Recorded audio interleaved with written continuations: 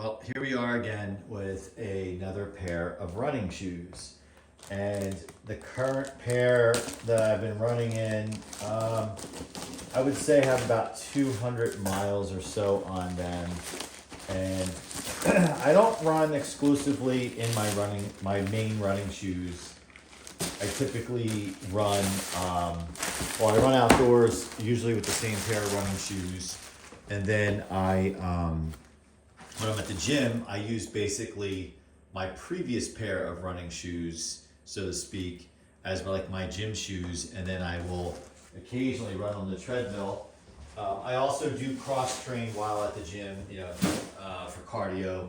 I'll run on the treadmill. Another day I might use the stair climber. Next day I might use the arc trainer. Can't stand the elliptical, won't do the elliptical, but we'll do the arc trainer. So when I say 2 to 250 miles on a pair of running shoes, some of those are distributed on my gym shoes, right?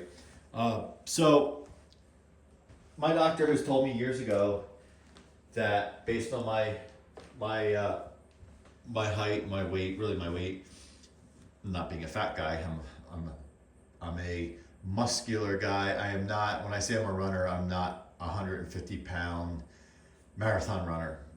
I am built more like I would say a wide receiver, 200 pounds, muscular. So while I run quite a bit of miles, I also lift a lot of weights at the same time. So based on that, my doctor has said 200 miles. A little bit of a cheapskate, tend to not swap them out to 250. When I get to 200, that's when I order them, so I have them ready to go. And then because of my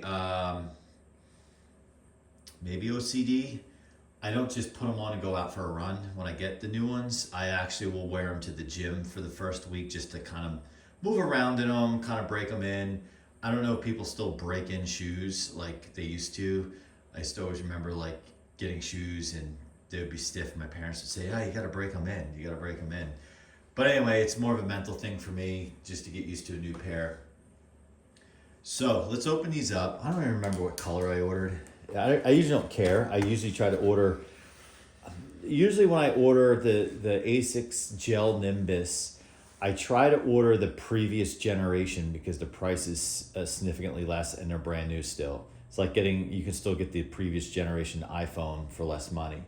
A lot of times my size 12, it's gone. So I have to order the current generation, which is fine.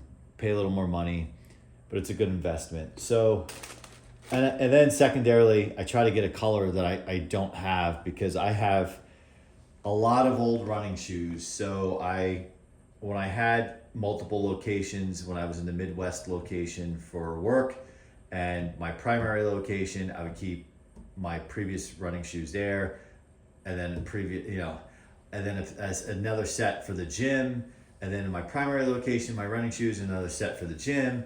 And then an even older set to just kind of hang out in, and then an even older set to go cut the lawn in. So I have a lot of pairs of running shoes floating around because they are expensive. Let's face it, I spend anywhere from 120, which is cheap, to 150, and it's very expensive. When I say 120 is cheap, that's what you can get for on the cheaper side. Sometimes you can get closer to $100 if you find a previous generation or so.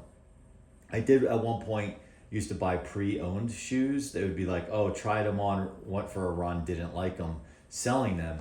I did that once or twice, but it was clear that they went for a run more than just once because the tread was kind of already compromised. So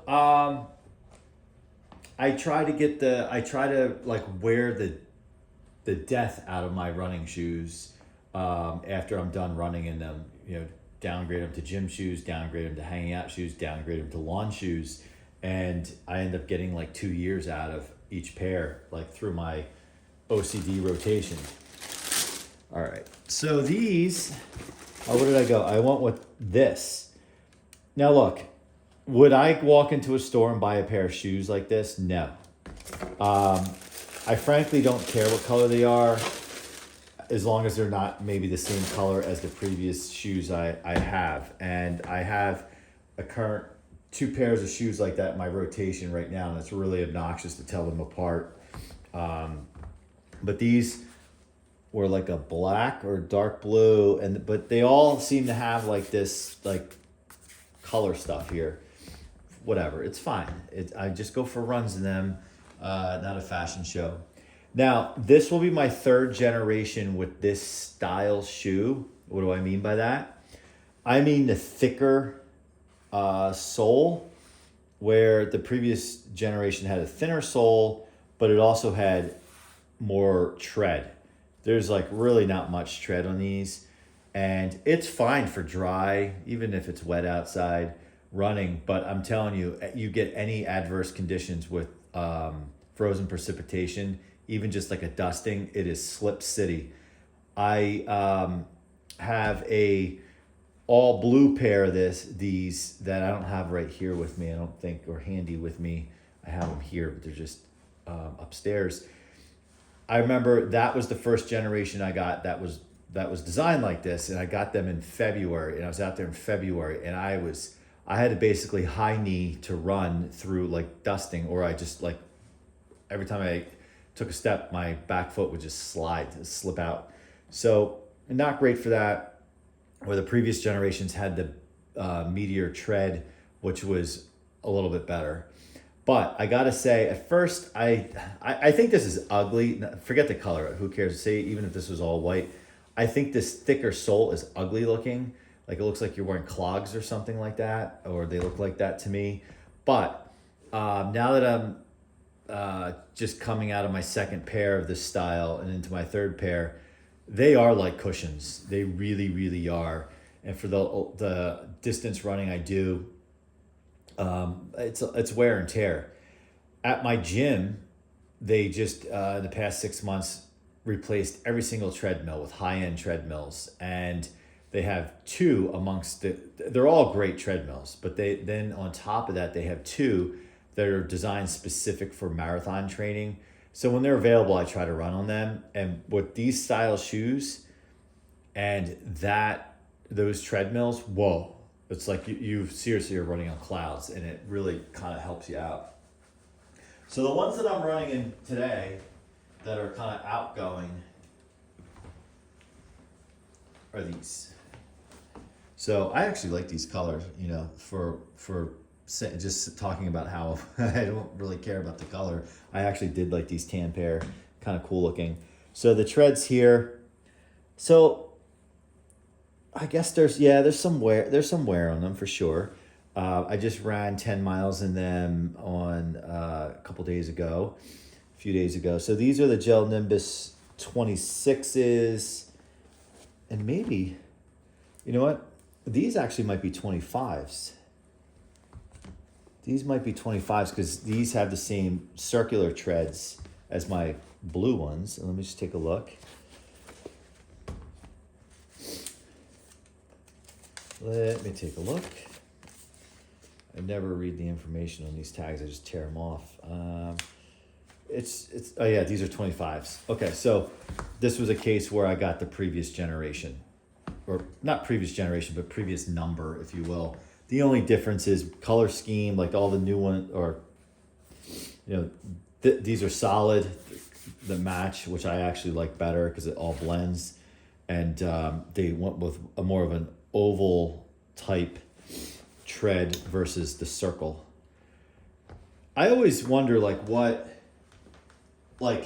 every iteration that comes out, because I've been running these shoes for 15, probably 20 years, Gel Nimbus. And it's like each one that comes out is allegedly better than the previous generation. And for me, it's like, well, it's 2025 or whatever. Like, can't you, like, it's like, haven't all your research shown like just one way is the best way, but they just keep changing? And I don't know if it's changing just for the sake of changing, like, hey, let's make it thicker soles and less tread.